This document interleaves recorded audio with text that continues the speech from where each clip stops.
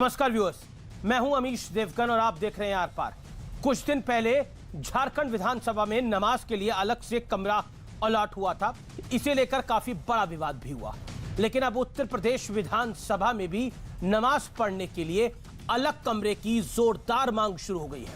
अखिलेश यादव की पार्टी के विधायक यानी समाजवादी पार्टी के विधायक इरफान सोलंकी ने यह मांग उठाई है, लेकिन इसी बीच आरएसएस प्रमुख मोहन भागवत ने एक बड़ा संदेश दिया है। उन्होंने कहा है कि भारत में रहने वाले हिंदू और मुसलमानों के पूर्वज एक ही हैं।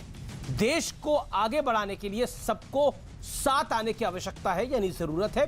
साथ ही उन्होंने कहा है कि हमें मुस्लिम वर्चस्व नहीं, अपने देश के वर्चस्व का विचार करना होगा। लेकिन मोहन भागवत के इस बयान पर ओवैसी से लेकर मायावती तक आग बबूला हो गए, बहुत गुस्सा हो गए। मायावती पूछ रही हैं कि सबके पूर्वज एक हैं, तो फिर मुसलमानों के साथ बीजेपी सौतेला व्यवहार क्यों करती है। ओवैसी कह रहे हैं कि अपराधी अगर हिंदू होता है तो उसके खिलाफ कार्रवाई नहीं होती, अगर मुसलमान होता है तो पुलिस तुरंत एक्शन ले लेती है।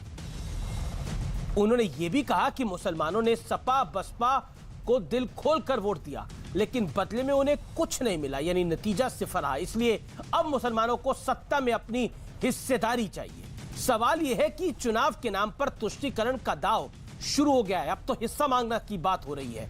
आज इन तमाम मुद्दों पर होगी देश की सबसे बड़ी बहस।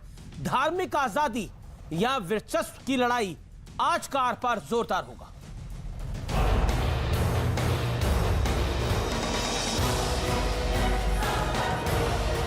तो भाई ऐसे पकड़ो। हाँ ऐसे, शाबाश। लेके जाओगे क्या? स्कूल जाती है? कौन क्लास में पढ़ती है? 6 में। अरे बहुत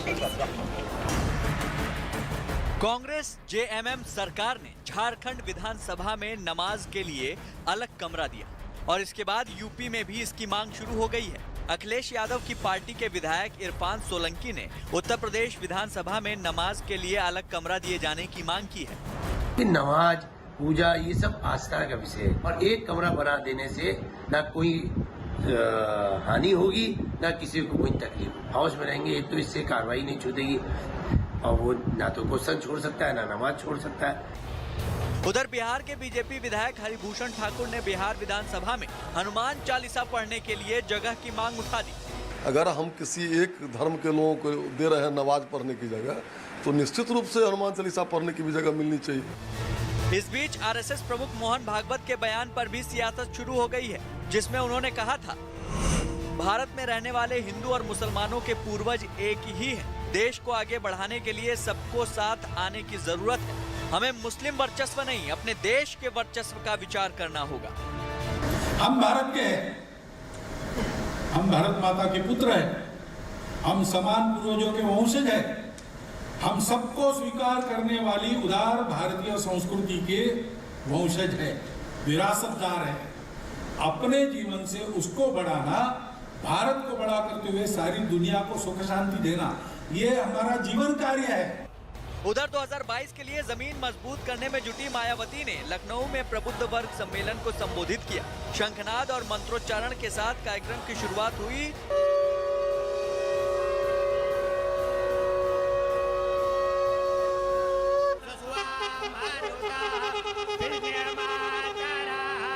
तो हर हर महादेव और जय सिया राम और जय परशुराम के नारे लगे।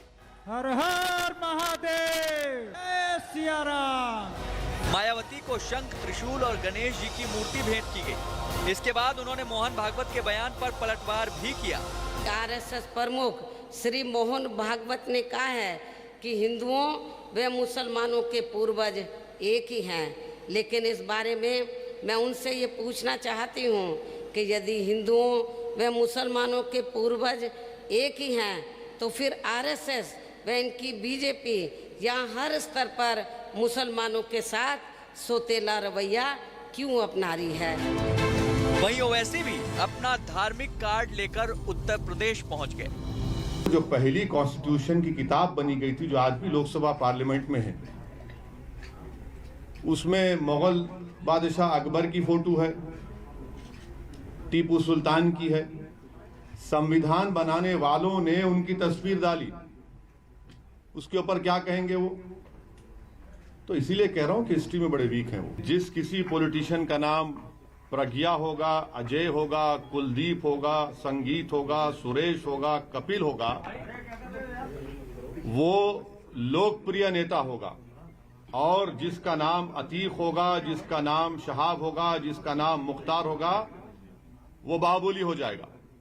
ये रियलिटी है। असाउद्दीन ओवैसी कहते हैं कि किसी कीमत पर, मैं उन्होंने जो बोला बता रहा हूं, किसी कीमत पर 2022 में योगी आदित्यनाथ इंशाअल्लाह दोबारा मुख्यमंत्री हम नहीं बनने देंगे। अगर वह 19% जी पर उनको लगता है कि वह इलेक्शन को पोलराइज कर लेंगे, तो बाकी 81% चुपचाप थोड़े बैठा हुआ है। लेकिन आज सबसे बड़ा सवाल है, क्या धर्म के नाम पर वर्चस्व की लड़ाई चल रही है?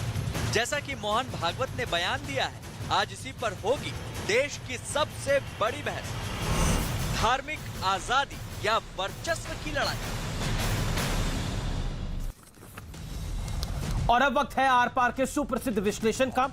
एक एक करके मैं आपको बताऊंगा कि इस चुनावी चाल में तुष्टीकरण की ढाल का कैसे विश्लेषण किया जा सकता है, क्योंकि आप एक एक करके देखिए। मैं आपको सिलसिलेवार तरीके बताता हूं। यूपी में सबसे ज्यादा खींचतान 19% मुस्लिम वोट बैंक को लेकर है, यानी कुल मिलाकर जो पूरी की पूरी लड़ाई है वो इस 19% की है। अगर ये 19% से कहानी शुरू होती है जैसे बंगाल में शुरू हुई, अगर बंगाल में, क्योंकि 25% से भी ज्यादा थे, एक आकलन तो कहते 27% थे मुसलमान, और अगर 27% मुसलमान थे, वहां पर ममता बनर्जी को बड़ा एज मिला। मायावती, अखिलेश यादव और ओवैसी साहब को ऐसा लगता है कि 19% के साथ, यानी सपा, बसपा और ओवैसी साहब की पार्टी को ऐसा लगता है कि 19% के साथ एक बड़े अंतर के साथ शुरुआत होगी। भाजपा अपनी कहानी शून्य से अगर शुरू करेगी तो ये तमाम पॉलिटिकल पार्टियां अगर 18-19% से अपनी कहानी को शुरू करेगी तो लीड बड़ी मिलेगी। यानी कुल मिलाकर ये 19% अगर एक मुश्त वोट पड़ जाता है किसी पार्टी को तो बीजेपी के लिए मुश्किल हो जाएगा उत्तर प्रदेश के अंदर, इसके अंदर कोई दो राय नहीं है। लेकिन अगर ये वोट बंट जाता है तब दिक्कत होगी। सपा, बसपा, एआईएमएम अपने आप को मुसलमानों का सबसे करीबी बताने में जुटी है। आज मायावती की रैली में भी हमने देखा समाजवादी पार्टी के विधायक ने किस तरह की बात बोले। उन्होंने बोला नमाज के लिए कमरा देना चाहिए, जैसा झारखंड में कांग्रेस और जेएमएम की सरकार ने करा है। ओवैसी साहब कह रहे हैं कि मुसलमानों को हिस्सेदारी देनी चाहिए, यानी सत्ता में हिस्सेदारी मिलनी चाहिए, यानी सीएम, डिप्टी सीएम मुसलमान होना चाहिए, ये उनकी डिमांड है। असाउद्दीन ओवैसी सत्ता में मुसलमानों की हिस्सेदारी का बड़ा दांव चल रहे हैं। मायावती ने कहा कि मुसलमानों के साथ बीजेपी का रवैया जो है वो बड़ा सौतेला है, यानी कुल मिलाकर appeasement politics to the core है, यानी तुष्टीकरण की राजनीति चरम पर है अपने। मैं बढ़ता हूं आगे। समाजवादी पार्टी के एमएलए ने जो डिमांड करी वो सबके सामने है। उनका कहना है कि विधानसभा में नमाज के लिए कमरा उन्होंने मांगा है। क्या वोट बैंक और वर्चस्व की लड़ाई असली मुद्दों पर भारी पड़ गई है? और आज मोहन भागवत ने एक इंटरेस्टिंग बात बोली। उन्होंने बोला कि हमें भारत को शक्तिशाली बनाना है, भारत के वर्चस्व को और बढ़ाना है, ना कि अपने धर्म के वर्चस्व को बढ़ाना है। यानी कुल मिलाकर उन्होंने मुस्लिम वर्चस्व की बात करी और भारत के वर्चस्व की बात करी। मेरे साथ बात करने के लिए कई मेहमान हैं। मेरे साथ आज की चर्चा में डॉक्टर सुधांशु त्रिवेदी हैं, बीजेपी मेंबर ऑफ पार्लियामेंट है, उनका अभिनंदन है। मेरे साथ आज की चर्चा में शहजाद पूनावाला जुड़ रहे हैं, राजनीतिक विश्लेषक है, जाने माने। तस्लीम रहमानी अध्यक्ष एमपीसीआई के, एमएच खान है प्रवक्ता बीएसपी के, वारिस पठान है प्रवक्ता एआईएमआईएम के। आपका स्वागत है। सुधांशु त्रिवेदी, सवाल बड़ा आप ही से है, क्या आपको लगता है कि ये 19% की जो लड़ाई है ये असल में आपको रोकने के लिए है? और क्या आपको लगता है जो मायावती कह रही है कि मुसलमानों के साथ आपका रवैया सौतेला है, ओवैसी कह रहे हैं कि मुसलमानों को बड़ी हिस्सेदारी मिलनी चाहिए सत्ता के अंदर, बड़ी हिस्सेदारी से उनका तात्पर्य जो है वो है डिप्टी सीएम, सीएम मिलना चाहिए, सिर्फ वो मंत्री ना बन के रह जाए, यानी पॉलिटिकल हिस्सेदारी की वो बात कर रहे हैं। दूसरी तरफ हम देख रहे हैं समाजवादी पार्टी के जो विधायक हैं उन्होंने बोला नमाज रूम दे दिया जाए। ये भी आप देखिए कि एक तरफ मायावती की रैली है, एक तरफ ओवैसी साहब उत्तर प्रदेश में है, तीसरी तरफ ये, तो ये 19% क्या आपको ले डूबेगा? देखिए ऐसा है, हम आजादी के 75वें वर्ष में प्रवेश कर गए हैं जी, और मुस्लिम समाज जो कि भारत के अल्पसंख्यकों में सबसे प्रचंड बहुमत वाला समाज है, या यूं कहें तो सेकंड बिगेस्ट मेजॉरिटी है। इसलिए मैंने आजादी के 75 वर्ष का उल्लेख किया। भारत में जितनी माइनॉरिटीज हैं सब एक से बढ़कर एक प्रॉस्परस है। जो मैं पहले भी बोल चुका हूं, सबसे पढ़ी लिखी कम्युनिटीज देश की है पारसी, ज़ोरोस्ट्रियंस, 0.1% की माइनॉरिटी है। सबसे प्रॉस्परस कम्युनिटी है जैन, 1% की माइनॉरिटी है। सबसे इंटरप्रेन्योर कम्युनिटी है सिख, 1.8% की माइनॉरिटी है। इस देश का सबसे पहला उद्योगपति टाटा माइनॉरिटी थे। सबसे पहले atomic scientist Homi Bhabha minority थे। फर्स्ट फील्ड मार्शल माइनॉरिटी थे। मगर माइनॉरिटी में जो प्रचंड मेजॉरिटी है, जिसकी आजादी के समय इनमें से जितने मैंने माइनॉरिटी के नाम लिए, किसी की रियासतें नहीं थी, बौद्ध सिख जैन कोई रियासत नहीं थी, जिनकी दर्जनों रियासतें थी, उत्तर से दक्षिण तक, जूनागढ़ से लेके भोपाल तक, लखनऊ से लेके हैदराबाद तक और पटौदी से लेके और दक्षिण तक। कोई निजामुल मुल्क था, कोई सुल्तान आलम था, कोई हुजूर नवाब था, कोई बादशाह आलमगीर था, कोई फतवाए जहांगीर था। वो कहते हैं आज हमें हिस्सा चाहिए। क्यों मेरे भाई? सोचो, सब आगे बढ़े और तुम्हारे पास तो सब कुछ था और तुम घटते चले गए। या आप सोचिए। और उत्तर प्रदेश की बात हो रही है तो मैं एक डाटा भी सामने रख देना चाहता हूं। 1941 की जनगणना के अनुसार जब पूरे देश में साक्षरता की दर 8% थी, उत्तर प्रदेश में 7% थी। उस समय जाति 1931 की जनगणना में जातिवार जनगणना हुई थी। तो हिंदू समाज में जो पढ़ी लिखी सबसे एडवांस कम्युनिटी मानी जाती थी, ब्राह्मणों में 15% साक्षरता, क्षत्रियों में 13% साक्षरता। पर आपको पता सैयद मुसलमानों में कितनी थी? सैयद मुसलमानों में 24% साक्षरता थी, यानी राष्ट्रीय औसत का 3 गुना। आज राष्ट्रीय औसत का 1/3। मेरे भाई सोचो कहां पहुंच गए। यही 19% वोट बैंक। बस सब वोट बैंक समझते रहे और आप सेकुलरिज्म के जाल में ऐसे उलझते रहे कि मैं एक पंक्ति कहकर समाप्त करूंगा कि जो कल हुक्मराने वक्त थे आज मजलूम हो गए, क्योंकि सेकुलरिज्म के जाल में ऐसे फंसे कि खुद से उल जलूल हो गए। जी, आपने राज्यसभा में एक भाषण दिया था जिसमें बोला था कि शराफत अली को जो है वो शराफत अली ने मारा, इसी तरह का आपने संदर्भ दिया था। मैं एक सवाल आपसे पूछना चाहता हूं एमएच खान, क्योंकि आज बहुजन समाज पार्टी की मुखिया मायावती जी ने स्पष्ट शब्दों ने बोला कि भारतीय जनता पार्टी सौतेला व्यवहार करती है मुसलमानों के साथ। समाजवादी पार्टी तो और आगे बढ़ गई। समाजवादी पार्टी ने बोला कि विधानसभा में कमरा दे दिया जाए नमाज पढ़ने के लिए। ओवैसी साहब की पार्टी तो और आगे बढ़ गई, बोला कि सिर्फ कमरा नहीं, सिर्फ हिस्सेदारी नहीं, बड़ी हिस्सेदारी, यानी मुख्यमंत्री या उप मुख्यमंत्री बनाइए तभी मुसलमान वोट करेगा। बताइए। देखिए अमीश देवगन जी, सबसे पहले तो मैं कहूंगा बहुजन समाज पार्टी का नारा है सब जन हिताय सब जन सुखाय। सबको साथ लेकर चलने वाली पार्टी है। और जहां तक मुस्लिम समाज की बात है तो 19% नहीं, इसको 20% कर लीजिए। 20% आबादी है उत्तर प्रदेश में, और 20% आबादी को अब अगर इस चीज़ से देखिए आप कि जैसे अभी हमारे राष्ट्रीय प्रवक्ता बीजेपी के कह रहे थे कि साक्षरता दर इतनी कम हो गई है, तो 1996 में मैन कुमारी मायावती जी ने अल्पसंख्यक कल्याण विभाग बनाया और कक्षा 10 तक के बच्चों को वजीफा देने का काम किया। और उसके बाद 2007 में उर्दू, अरबी, फारसी विश्वविद्यालय बनाया। ये इसमें मराठी के लोग और समाज के लोग भी अपना शिक्षा दीक्षा लेकर आगे बढ़ सकते हैं। अब सवाल इस बात का है कि आप कह रहे हैं कि समाजवादी पार्टी की बात, समाजवादी पार्टी के शासनकाल में सबसे ज्यादा दंगे किसके शासनकाल में हुए हैं? समाजवादी पार्टी के शासनकाल में हुए हैं। मुजफ्फरनगर कांड किसके शासनकाल में हुआ है? समाजवादी पार्टी के शासनकाल में हुआ। ये आलूल जलूल की बातें ये करते हैं, ये पुछलग्गू बनकर समाजवादी पार्टी के पीछे रहते हैं, इनको मिलता कुछ नहीं है। और अगर अखिलेश यादव का खुद का बयान है कि 5 कालिदास मार्ग में अभी तक जितने मुख्यमंत्री आए थे उन्होंने किसी ने मंदिर नहीं बनवाया, लेकिन मैं जब मुख्यमंत्री बना तो 5 कालिदास मार्ग में मंदिर बनवाया मैंने। तो आप किस मुंह से सब कह रहे हैं कि हमको कमरा चाहिए? कमरे की क्या जरूरत पड़ गई? ये क्या है कहना चाहता है? ये कहना चाहते हैं कि मुसलमान जो कुछ भटका हुआ समझते हैं कि जाहिल है, गंवार है, तो ऐसा नहीं है कि समाजवादी पार्टी के साथ चला जाएगा और अपनी जो इच्छाएं हैं उनको खत्म कर देगा। ये तो समाजवादी पार्टी की बात हो गई। अब आइए असदुद्दीन ओवैसी के साथ। असदुद्दीन ओवैसी के साथ यहाँ एक कारपोरेटर नहीं है और हिस्सेदारी कह रहे हैं सीएम डीएम चाहिए। अरे डीएम कहां से बना लेंगे सर? डीएम तो काबिलियत के हिसाब से बनते हैं। सीएम डिप्टी सीएम तक आप वो सब बनाएंगे, वो सब अपनी बनाएंगे। लिमिट को रखिए। डीएम कहां से बना लेंगे आप लोग? अभी तो डीएम कहां से बना लेंगे? डीएम तो काबिलियत पे बनते हैं जी। हम नहीं बना रहे हैं, हम नहीं बना रहे भाई। आप CM अलग सोचते हैं भाई, मैं नहीं बना रहा हूं, ओवैसी साहब बना रहे हैं। ओवैसी बना रहे हैं भाई, अमित देवगन जी सुना करिए बात जी सर। ओवैसी बना रहे हैं।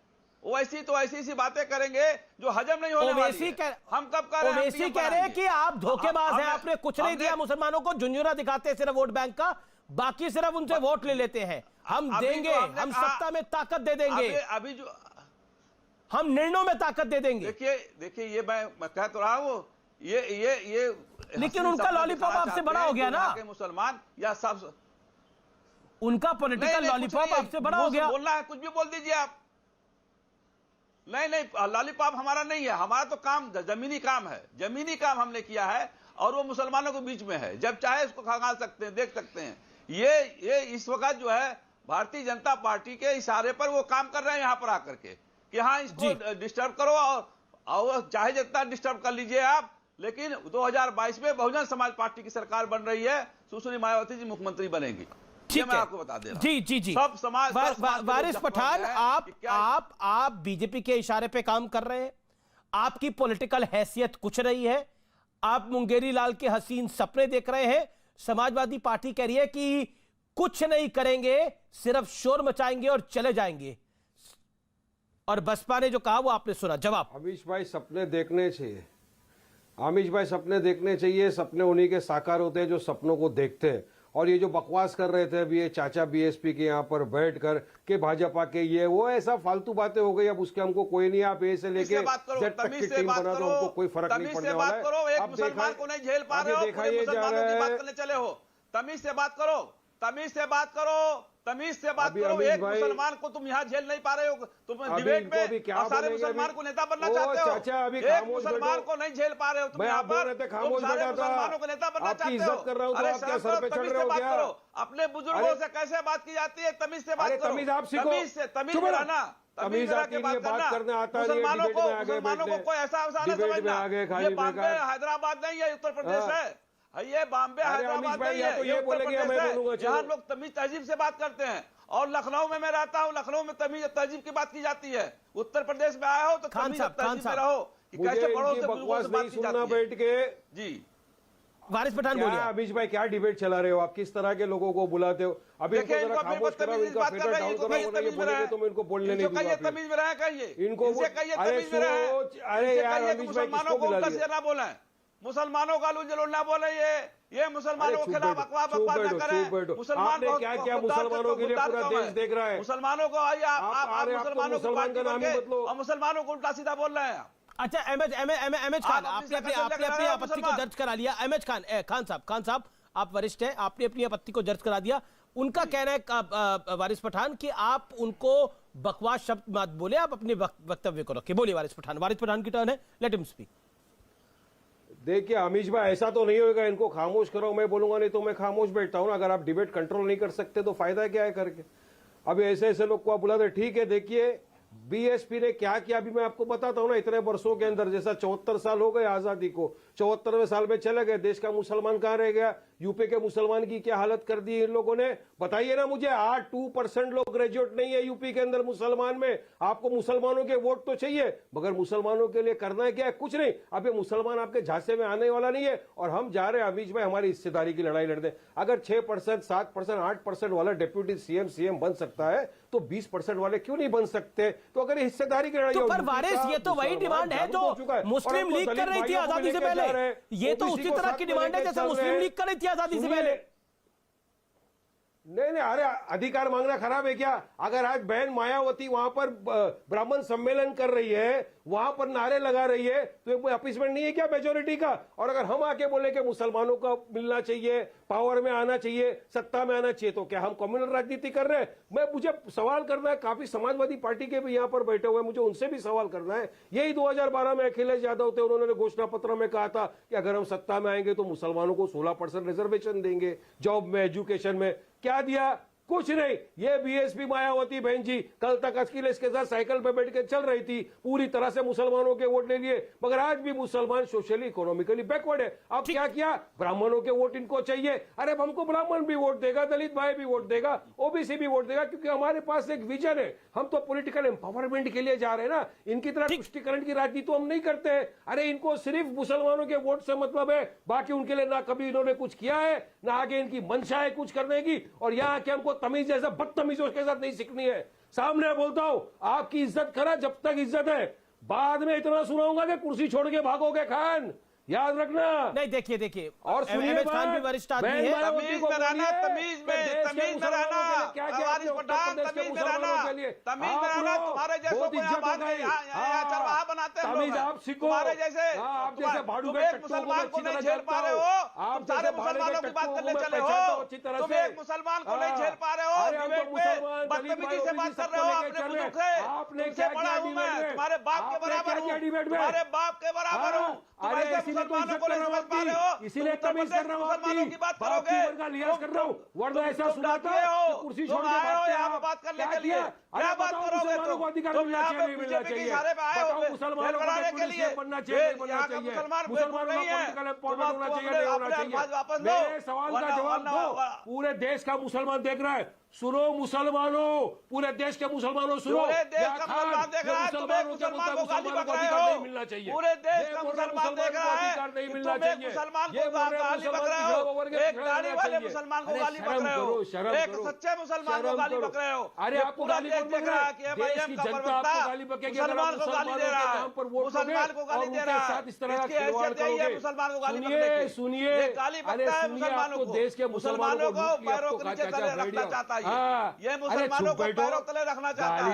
ये तुम्हारे जैसे लोगों को उत्तर प्रदेश में घुसने ले दिया जाएगा। आप जिन्होंने 74 साल तक मुसलमानों को पैरों तले घसा है, तुम बीजेपी देश का मुसलमान जाग गए। एक करके मर्यादित भाषा में बोला जाए। मेरा निवेदन, एक सेकंड देखिए, इस तरह की बातें तलवे चाटना, भाड़ा का टट्टू, मुझे लगता है ये शब्द नहीं है। आप दोनों मेरे सम्मानित मेहमान हैं, अहमद खान भी मेरे सम्मानित मेहमान है। एक सेकंड वारिस पठान, हियर मी आउट। वारिस सुनना पड़ेगा ना, वारिस पठान एक सेकंड, आपने अपनी बात को रखा। देखिए, आपने अपनी बात को रखा, दोनों बीच में अगर लगातार बोलेंगे तो ऑडियंस को कुछ समझ में नहीं आएगा। लेकिन मेरा पॉइंट ये है, मैं तस्लीम रहमानी और शहजाद पूनावाला आपके पास आ रहा हूं। रहमानी साहब, मेरा पॉइंट ये है कि आज मोहन भागवत ने बोला कि मुसलमान के वर्चस्व की लड़ाई नहीं लड़नी, भारत के वर्चस्व की लड़ाई लड़नी है। मुसलमानों के अधिकार की बात कर रहा हूं तो आपको मैं आऊंगा वारिस आपके ऊपर, मैं आऊंगा। आज मोहन भागवत ने बोला कि मुसलमानों के वर्चस्व की लड़ाई नहीं लड़नी, भारत के वर्चस्व की लड़ाई लड़नी चाहिए हमें, जो महत्वपूर्ण है। देखिए, अभी के हिंदुस्तान में 1000 साल का मुश्तरका तहजीब का हमारा बड़ा कामयाब तजुर्बा है, और मुसलमान और हिंदू और सिख और ईसाई और जितने भी गरीब लोग हैं, किसान हैं, दलित हैं, मजदूर हैं, सब साथ ही चलते रहे हैं। अभी तो इस बात की जरूरत है कि मोहन भागवत जी हिंदुस्तान के साथ चलें, वो भारत के साथ चले। जो अलगाव उन्होंने पैदा किया है, उनकी आइडियोलॉजी ने पैदा किया है, उनके नजरियात ने पैदा किया है, वो भारत भुगत रहा है, उसके बुरे परिणाम भुगत रहे हैं। किस वजह से रहमानी साहब? रहमानी साहब, मैं इत्मीनान से पूछ रहा हूँ आपसे, बहुत सारे जो एक सेकंड, आप ये उन्माद क्या 2014 के बाद खड़ा हुआ है, आपको लगता है? आपसे सवाल है मेरा। नहीं, मैं तो इसे 1990 से जोड़ता हूं, 2014 से नहीं जोड़ता। दूसरी एक बात मैं और, अच्छा, एक 1990 से जोड़ते हैं, बहुत सारे 1990 से आप जोड़ते हैं। बात करने दीजिए ना भाई। नहीं, बात करिए आप बात करिए। आप कह रहे हैं 1990 से मैं इस अलगाव को जोड़ के देखता हूं। चाहते हैं तो सीरियस बात करें। नहीं, बिल्कुल सीजन, आपके साथ सीजन ही बात कर रहा हूं। मेरे सवालों का तो रहमानी साहब जवाब देंगे ना, नाराज तो नहीं होंगे आप? सवालों का जवाब देंगे आप, तो सवालों का जवाब देते हैं आप, तो प्रेस कॉन्फ्रेंस वाले तबके से आते हैं। जवाब तो सुनिए, सवाल तो सुनिए, फिर जवाब दीजिएगा। आप कुछ तो सब्र कीजिए। मैं तो बिल्कुल सब्र ही कर रखा है सर। आपने बोला कि अलगाव खड़ा हो गया, ये मोहन भागवत के कहने से। मैंने तो सभी को मौका दे रहा हूँ, आपको भी अभी 1.5 मिनट का मौका मिल जाएगा। सवाल तो सुनिए, आपने बोला मुझे कहा दे रहे, मुझे तो 1 मिनट भी नहीं बोल रहे। हजूरे वाला, अभी आपको 1.5 मिनट और मिल जाएगा, आपका समय मैं दोबारा शुरू कर दूंगा। सवाल तो सुनिए आप मेरा। आपने यही बोला ना कि 1990 से ये पूरा अलगाव शुरू हुआ। 1990 से ये अलगाव क्यों शुरू हुआ, एक लाइन में जवाब दीजिए जरा। हाँ, मैं एक लाइन में जवाब नहीं दूंगा। मैंने सुधांशु की बात भी सुनी है, भागवत जी की भी सुनी है। 1990 से अलगाव कैसे शुरू हुआ? फिर मैं आपको मौका दे रहा हूं। मालूम होना चाहिए 1990 से अलगाव कैसे शुरू हुआ? हाँ, मैं बताइए। मैं उसका जवाब भी दूं, उसका जवाब भी हाँ, 1990 वाला दीजिए जवाब। सवालों से मैं ये कह रहा हूं कि इस देश में, आजाद भारत में 35% की पॉपुलेशन असम में पूरे 73-74 साल में साल भर के लिए अनवरा तैमूर कांग्रेस के जमाने में एक बार मुख्यमंत्री बनी। 26% पॉपुलेशन बिहार 6 महीने के लिए अब्दुल गफूर बने तो वहां नारा यही आरएसएस ने लगाया, गऊ हमारी माता है, गफूर गऊ खाता है, और हटा दिया। एक तीसरा महाराष्ट्र में अब्दुल रहमान अंतोले साल भर के लिए कुल चीफ मिनिस्टर बने। इसके अलावा 70 साल में कोई मिसाल नहीं है कि 35% की पॉपुलेशन हो या 15% की पॉपुलेशन हो, एक मुख्यमंत्री नहीं बना किसी पॉलिटिकल पार्टी का। राष्ट्रपति आप तो आपको दिखाई नहीं देते, राष्ट्रपति तो आपको दिखाई नहीं देते, उपराष्ट्रपति हामिद अंसारी आपको नहीं दिखाई दिए, अब्दुल कलाम आपको नहीं दिखाई देंगे, बड़े बड़े लोग आपको नहीं दिखाई देंगे। मैं प्रधानमंत्री न देखूं, प्रधानमंत्री भी देखिए जी, प्रधानमंत्री भी देखिए, मुख्यमंत्री भी देखिए, पूरा देश ही देखिए। मना कौन कर रहा है? आपने बोला 1901 सेकंड, आपने बोला 1990 से उन्माद शुरू हुआ।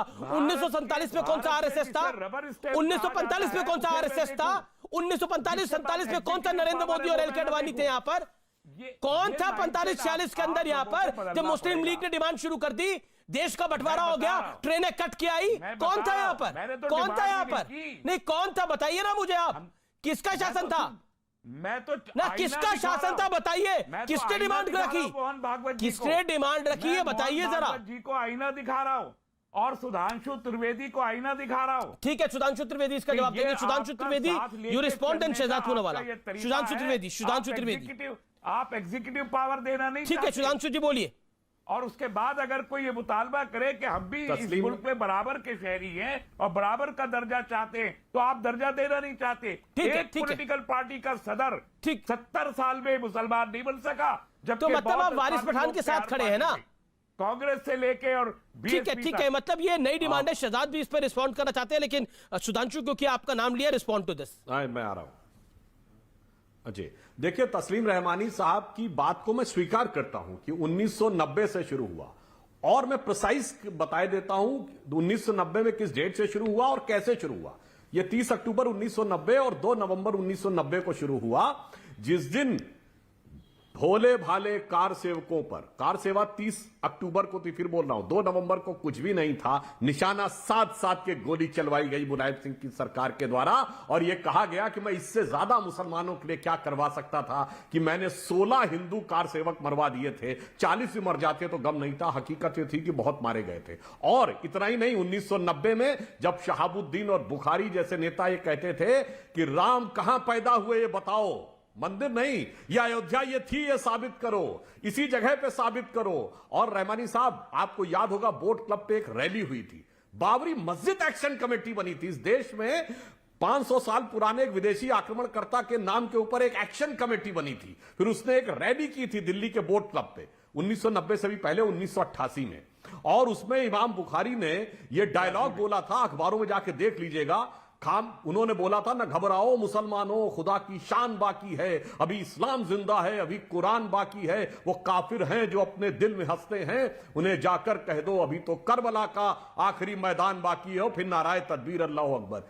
किसने शुरू किया था? उन्माद वहीं शुरू हुआ, बिल्कुल सही आपने कहा, 1990 में शुरू हुआ था। और उसमें एक और बात भी थी कि वो मुसलमान जो 1931 में 24% साक्षरता थी, अभी वारिस पठान बोल रहे थे यूपी की ब्यूरोक्रेसी में 20% था 1950 में, 90 आते आते 2% रह गया।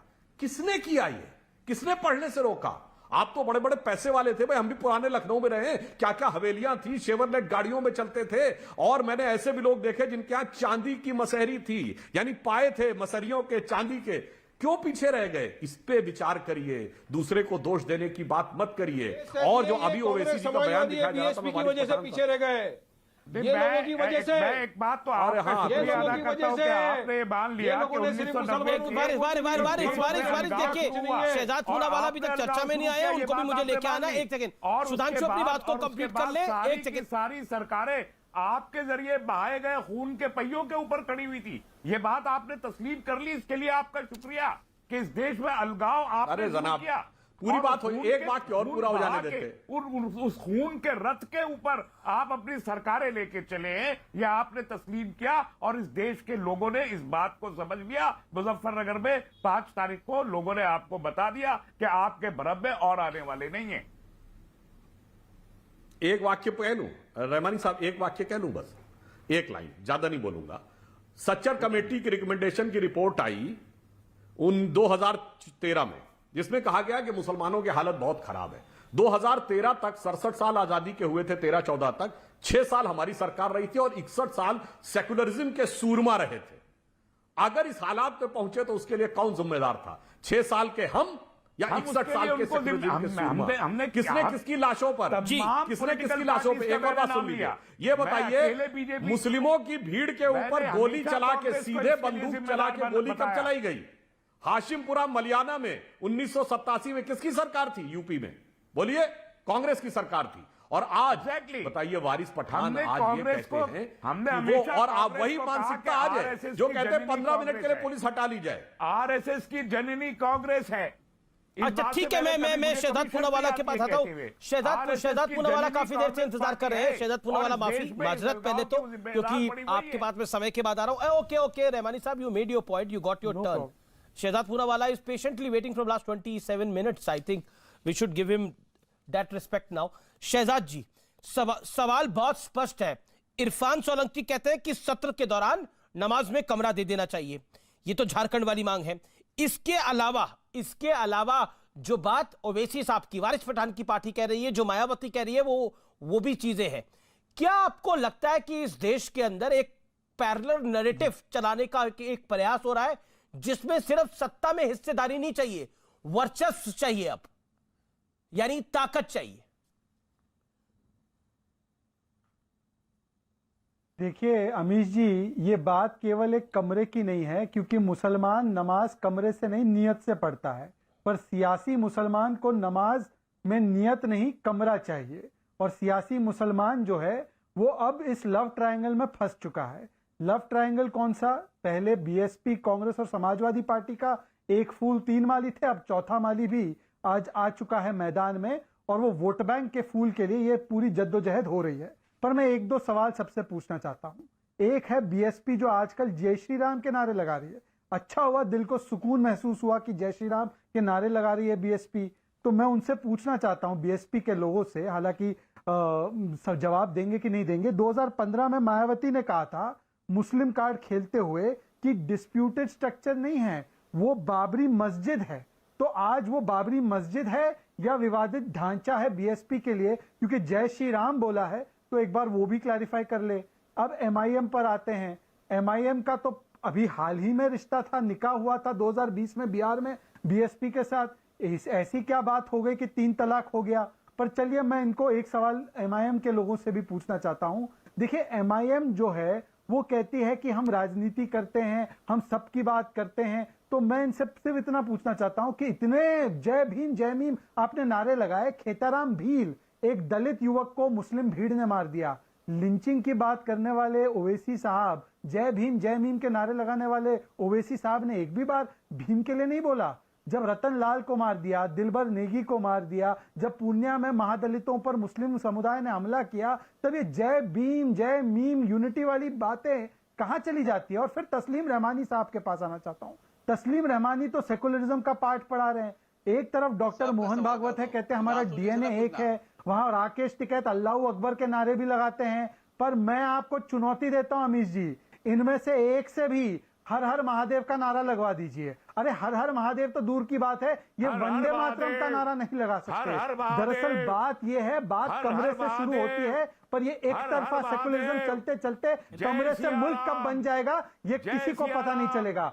दिक्कत इनकी यही है कि ये लड़ाई जो है ये सेकुलरिज्म की नहीं है, ये केवल और केवल मुस्लिम वोट बैंक और नारा लगा रहे हैं वारिस।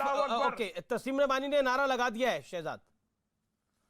अरे देखिए ऐसा है, पिछली बार गणपति बाप्पा के नारे लगाए थे वारिस साहब ने, तो उन पर कार्रवाई हो गई थी। उनसे तो मत ही लगवाना, ये टिकट लगाता रहे अल्लाह अकबर अल्लाह अकबर, ये बाकी नहीं लगाएंगे, ये बाकी नहीं लगाएंगे।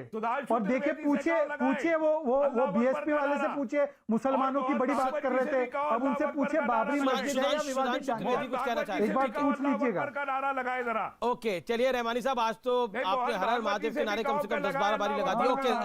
ओके सुधांशु को दिखाइए, सुधांशु कुछ कहना चाह रहे हैं। Sudhanshu 30 second, make your point, then Waris Pathan and MH Khan. Okay बिल्कुल वारिस भाई आपके पास मैं आ रहा हूं, लेकिन पहले तो सुधांशु त्रिवेदी, क्योंकि सुधांशु त्रिवेदी को बोला गया इसलिए। सुधांशु जी, तस्लीम रहमानी की बात का जवाब।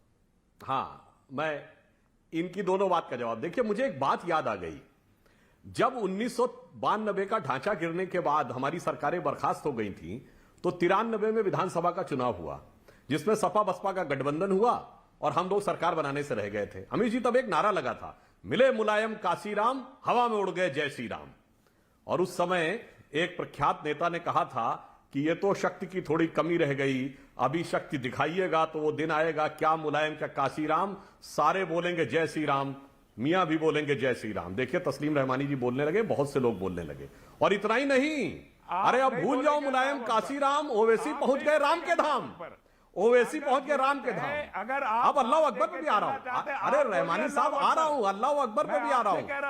अरे अल्लाह अकबर पर भी आ रहा हूं। और मोहन भागवत जी से भी कहिए कि वो भी अब मंच पे अल्लाह अकबर का नारा लगाया। अरे भाई, अरे आ तो रहे जो आपने पूछा अल्लाह अकबर पे। अरे सुनिए तो, आ तो रहे हैं आप पे। हाँ सुनिए, अब अल्लाह अकबर क्यों बोलना चाहिए और क्यों नहीं बोलना चाहिए, तस्लीम रहमानी साहब विद्वान आदमी हैं, एक लाइन कह के शुरू करूंगा, ये खुद समझ जाएंगे।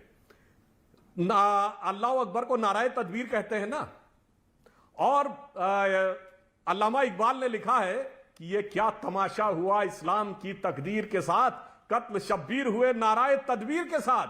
अरे भाई, जिस नारे को लगा के मोहम्मद साहब के नवासों को कत्ल किया गया हो, मैं वाजिब नहीं समझता कि वो नारा लगाया जाना चाहिए। ठीक जी, ओके वारिस पठान। अमीश भाई, ऐसा लग रहा है कि ओवैसी साहब की पार्टी और आपकी पार्टी जो है वो मुसलमानों के वर्चस्व की लड़ाई लड़ रही है। आपको लड़ाई अगर लड़नी है तो भारत के वर्चस्व की लड़ाई लड़ी है, लेकिन आपकी डिमांड ऐसी है जो मुस्लिम लीग डिमांड करती थी आजादी से पहले, कि हमें सत्ता में हिस्सेदारी चाहिए। नहीं, हमारी डिमांड तो सिंपल है, हम तो पॉलिटिकल एम्पावरमेंट चाहते हैं। क्यों नहीं होना चाहिए? क्या मुसलमानों का भी पॉलिटिकल एम्पावरमेंट क्यों नहीं होना चाहिए? क्या 70 साल से सिर्फ गुलामों की जंजीरें डाल के रख देंगे? क्या किसने गुलामी करवाई? आज देश का मुसलमान किसने मुसलमानों से गुलामी कराई 70 साल के अंदर? मुझे बताइए ना। जो लोग इस देश के अंदर आला से इस देश में इंडियन क्रिकेट टीम का कैप्टन मुसलमान रहा है। एक सेकंड रुकिए आप, इस देश में इंडियन क्रिकेट टीम का कैप्टन मुसलमान रहा है। एक सेकंड रुकिए, एक बार नहीं कई बार ही रहा। दूसरा पॉइंट वारिस भाई, नहीं सुनना पड़ेगा आपको। उसके बाद राष्ट्रपति उपराष्ट्रपति इस देश के अंदर मुसलमान रहा। किसने गुलामी कराई? यह मानसिकता आपकी है, यह सोच आपकी है। आज की डेट के अंदर अगर तालिबान अफगानिस्तान में मुसलमानों को प्रताड़ित कर रहा है तो आप चाहते हैं वो हिंदुस्तान में ही आ जाए, क्योंकि आपको पता है कि हिंदुस्तान एक ऐसा मुल्क है जहां पे सब धर्म आसानी से सम्मान पूर्वक अपनी इबादत को करते हुए रह सकते हैं। बोलिए वारिस पठान जी, आपको सबको फ्रेम से हटा के आप अकेले आके फ्रेम में रहोगे और चिल्लाओगे, अपना भाषण दोगे और ट्विटर पे डालोगे तो नहीं चलेगा। हमारे को भी इक्वल अपॉर्चुनिटी दो ना बोलने की। इक्वल अपॉर्चुनिटी मिल रही है, बोलिए अपनी बात। वैसा ही मुझे भी दो। यही तो अब बात है आपकी। जब संविधान ने हमको इक्वलिटी दिया तो आप कौन होते हैं मुझे 1 मिनट देने का और उसको 7 मिनट देने वाले? चलिए बताइए। इसी चैनल पे 1 साल पहले आपने मेरे बोलने के ऊपर बोला ला इलाहा इल्लल्लाह मुहम्मदुर रसूलुल्लाह, बोला था या नहीं अमीश भाई आपने?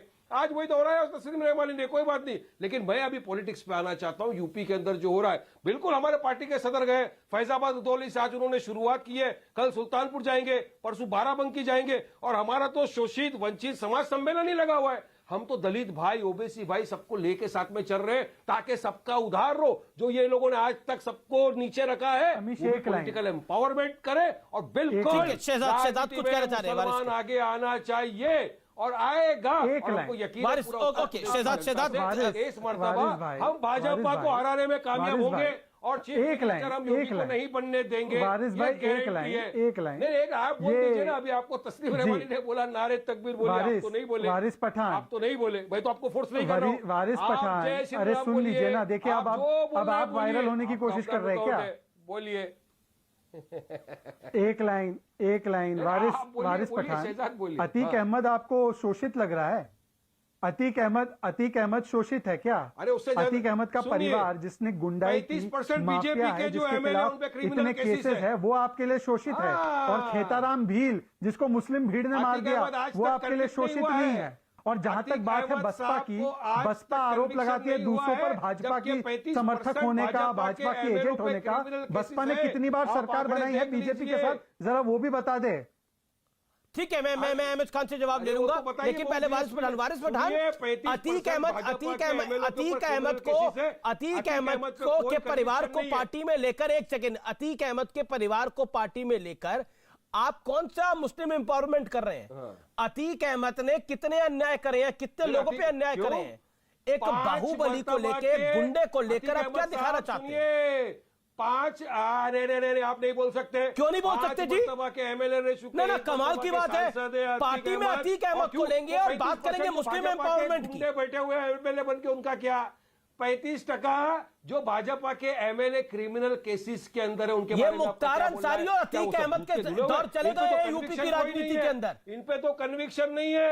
आजम खान, मुख्तार अंसारी और अतीक अहमद के दौर चले गए यूपी की राजनीति के अंदर। हम चाहते हैं कि यूपी का मुसलमान भी पॉलिटिकल एम्पावर हो। अमीश जी, की लड़ाई चल रही है, नहीं, ये अतीक अहमद किसको एम्पावर कर रहे हैं? ये अतीक अहमद किसको एम्पावर करते हैं? अतीक अहमद किसको एम्पावर करते हैं? मुस्लिम एम्पावरमेंट से अतीक अहमद का दूर दूर तक क्या लेना देना, समझाइए जरा। बिल्कुल, क्या लेना देना है अतीक अहमद का? तो अरे उनको वोट आपके साथ समस्या यही है कि आप अब्दुल कलाम को फॉलो नहीं करते, आप अतीक अहमद को फॉलो करते बनाती है। यही प्रॉब्लम है, यही प्रॉब्लम है। आप याकूब मेमन, अतीक अहमद, इनको फॉलो करने की कोशिश करते हैं। बीजेपी को हराना, आओ हमारे साथ मिलके बीजेपी को देखिए, वो जिसको हारना है, किसको जीतना है, वो देश की, वो उत्तर प्रदेश की जनता तय करेगी। अमीश देवगन आरएसएस के संविधान को अगर फॉलो कर रहा है तो अमीश देवगन का लुकआउट है। एक सेकंड, पठान, ये अतीक अहमद कौन से संविधान के दायरे में काम करता है? आरएसएस के संविधान को याकूब मेमन ने कौन से संविधान के दायरे में काम करा? प्रॉब्लम यही है, समस्या की जड़ यही पर ही है कि आपको वो मुसलमान हीरो लगते हैं जो समाज की नजर में हीरो नहीं। की शपथ ली है जब प्रज्ञा ठाकुर एमपी बन गई तब तो आप ठीक है, ओके, सुधांशु त्रिवेदी इसका जवाब देंगे, देन एमएच खान। सुधांशु त्रिवेदी, ठीक है, क्यों ठीक है? प्रज्ञा ठाकुर पे बात आई तो अमीश भाई नहीं, प्रज्ञा ठाकुर पे आरोप तय हुए थे क्या? प्रज्ञा ठाकुर पे आरोप तय हुए थे क्या? कर्नल पुरोहित ने बताया नहीं क्या हिंदू आतंकवाद को पनपाने के लिए किस किस तरीके की प्रताड़ना दी गई? और अतीक अहमद, मुख्तार अंसारी, आजम खान क्या करते हैं उत्तर प्रदेश के अंदर? ढकी छुपी हुई बात है क्या? माफिया है लोग, गुंडे हैं लोग। अरे कुछ किसने बोला? कौन सा कन्विक्शन है? तो तीनों को पार्टी में लो, चुनाव लड़ाओ तीनों को। बताओ अभी के अभी, बताओ केस नंबर बताओ। जेल में है कि नहीं है? बताओ मुझे अभी के अभी। जेल में है कि नहीं है अभी? कन्विक्ट है, बताओ मुझे। जेल में है कि नहीं है? कल को बोलोगे याकूब मेमन पे कौन सा कन्विक्शन हुआ था, कल को बोलोगे कसाब पे कौन सा कन्विक्शन हुआ था। देखो, याकूब मेमन को फांसी हो गई, याकूब मेमन को फांसी हो गई। प्रज्ञा ठाकुर को तो आपने मेंबर ऑफ पार्लियामेंट बना दिया, और 35% भाजपा के एमएलए पे तो क्रिमिनल केसेस हैं जो बैठे हुए संसद के अंदर। ठीक है, जवाब। एक सेकंड, आपने बोला ना हमारे सब, सोचो ये सुधांशु त्रिवेदी किया। अतीक अहमद तो बताओ ना कौन सा कन्विक्शन है? ठीक है, you made your point Waris. Okay Waris, you made your point. Sudhanshu Trivedi respond. Yes, सिर्फ ये बता दें कि प्रज्ञा सिंह ठाकुर के ऊपर कब आतंकवाद संबंधी कोई आरोप लगाया गया जो चार्जशीट में फ्रेम हुआ? यूपीए के शासनकाल में। हमारी मालेगांव ब्लास्ट की आरोप, कोई आरोप नहीं लगाया गया। अरे मालेगांव जी नहीं, बिल्कुल नहीं है कोई आतंक। मकोका का आरोप कोर्ट में खारिज हो गया। यूपीए के शासनकाल में चार्जशीट नहीं दाखिल हुई भाई। वारिस पठान पता कर लीजिए, चार्जेस नहीं फ्रेम कर पाए, चार्जेस नहीं फ्रेम कर पाए। अतीक अहमद पे कौन सा केस है? अरे नहीं, अरे चार्जेस क्या, आप इंटरिम बेल पे बाहर आप चेक कर लीजिए, मेडिकल ग्राउंड पे भाई बेल मिला इंटरिम। अरे सुनिए महाराज, वारिस आपको सुना गया, आप निर्विरोध बोले वारिस, गलत है। Okay, you made your point Waris. Okay, Sudhanshu 20 second, then MH Khan. Sudhanshu Amir ji, देखिए वारिस पठान आकर किस शिद्दत के साथ अतीक अहमद और मुख्तार अंसारी की तरफदारी कर रहे हैं। कोई केस बताओ, ये बताओ। अरे आप उत्तर प्रदेश में चुनाव लड़ने आए हैं तो उत्तर प्रदेश में एक से एक देशभक्त महान मुस्लिम हुए। आप उनमें से किसके यहाँ घर गए? ब्रिगेडियर उस्मान के घर गए आजमगढ़ में? नहीं। वीर अब्दुल हमीद के घर गए गाजीपुर में? नहीं। उस्ताद बिस्मिल्लाह खां के घर गए बनारस में? नहीं। जोश मलियाबादी के घर पे गए? कि अकबर इलाहाबादी के घर पे गए? कि कैफी आजमी के घर पे गए? कि मजरूर सुल्तानपुरी के घर पे गए? कि अशफाकुल्लाह खां के घर पे गए? किसी के घर पे नहीं गए। खड़े होकर यहां मुख्तार अंसारी और अतीक अहमद की तरफदारी करके छाती ठोक ठोक के करे। अरे एक हो तो जहां दर्जनों केस हैं जो उत्तर प्रदेश के बच्चे बच्चे को मालूम है कि उनके साथ क्या स्थिति है, उसको लेके कर रहे हैं। बस यही समस्या है, यही समस्या है कि जो इनके असदुद्दीन ओवैसी गए थे, याकूब मेनन का नमाज़े जनाजा हैदराबाद में निकाला था, मगर डॉक्टर कलाम के नमाज़े जनाजा में कब गए थे मुझे बता दीजिए? बुरहान वानी के नमाज़े जनाजा में जाने वाले, अफजल गुरु के नमाज़े जनाजा में जाने वाले, डॉक्टर कलाम के नमाज़े जनाजा में नहीं जाते। आप जवाब दीजिए। मैंने उत्तर प्रदेश के आपको आधे दर्जन से ज्यादा श्रेष्ठ मुसलमानों के नाम बताए। इसके घर MIM मजलिसे इत्तिहादुल मुसल्लीन के लोग कितनी बार जाकर सिजदा किए बताइए? अकाली दल क्या है? अकाली दल एमएच खान काफी देर एक सेकंड वारिस जी, आपने अपनी वक्तव्य को रखा। एमएच खान, मैं आपसे जानना चाहता हूं, यहां तो तस्लीम रहमानी भी समर्थन कर रहे हैं वारिस पठान की बात का। उन्होंने बोला क्यों नहीं 70 साल में हिस्सेदारी नहीं मिली, अब हिस्सेदारी मिलनी चाहिए। अब आपकी मुख्यमंत्री की कैंडिडेट तो मायावती है, लेकिन ये चाहते हैं कि मुख्यमंत्री अब मुसलमान हो, हिस्सेदारी ये है इनकी। बताइए क्या करिएगा आप? नहीं अमित जी देखिए, हमारी पार्टी बहुजन समाज पार्टी बड़ी संघर्षों की पार्टी है, बहुत संघर्ष करके यहाँ तक पहुंची है। और 4 बार बहन कुमारी मायावती जी मुख्यमंत्री रही हैं, तो ऐसा नहीं है कि हाँ जेल गई हैं, लाठी खाई हैं, डंडा खाई हैं और उसके बाद ये पार्टी बनी है। और जब मुख्यमंत्री जब भी बनी है बहन कुमारी मायावती जी, तो कम से कम 12 से 15 मुस्लिम समाज के लोगों को कैबिनेट में। लेकिन अब तो ये मुख्यमंत्री मांग रहे हैं ना, ये कहते हैं हमें मंत्री नहीं चाहिए, मुख्यमंत्री चाहिए। अब तो प्रधानमंत्री भी मांग रहे हैं जी, 2024 में प्रधानमंत्री भी मांगेंगे ओवैसी। बोलेंगे प्रधानमंत्री मुसलमान हो, नहीं तो खेल बिगाड़ देंगे सबका। बोलिए क्या करेंगे आप? तो नहीं, सबका किसी का खेल नहीं बिगाड़ पाएंगे। ये उत्तर प्रदेश के मुसलमान पढ़े लिखे हैं, होशियार हैं। ऐसा नहीं है कि खेल बिगाड़ने आया तो ठीक है। मैं ब्रेक के लिए मुझे रुकना पड़ेगा, लेकिन ब्रेक के बाद निष्कर्ष होगा आर पार का।